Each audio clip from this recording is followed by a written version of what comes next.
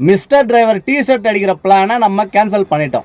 அதை கேன்சல் பண்ணிட்டு அதுக்கு பதிலாக வேற ஒரு பிளான் பண்ணியிருக்கோம். அது என்ன பிளான் அப்படின்னு சொல்றதுக்கு முன்னாடி ஏன் கேன்சல் பண்ணோம் அப்படிங்கறத சொல்லிடுறேன். டி-ஷர்ட் போட்டுக்கிட்டா நம்ம ஊர் கவர்மெண்ட் இல்ல அதர் ஸ்டேட் கவர்மெண்ட்லாம் ஒத்துக்க மாட்டாங்க, காக்கி ஷர்ட் போட்டா மட்டும்தான் யூனிஃபார்ம்னு ஒத்துக்குவாங்க அப்படின்னு சொல்லி தொடர்ந்து வந்த ஒரு 4-5 கமெண்ட்டுங்க தான் காரணம். டி-ஷர்ட் எல்லா ஃபாலோவருக்கும் தர முடியுமா உங்களால?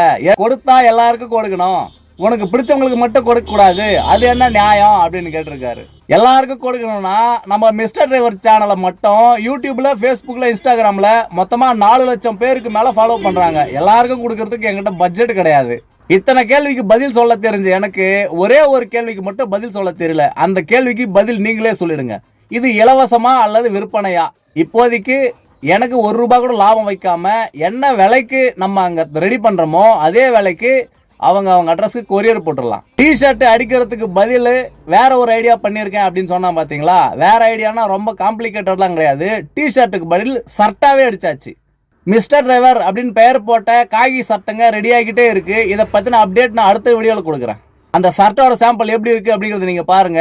நல்லா இருக்கா அப்படிங்கறதையும் நீங்க சொல்லுங்க.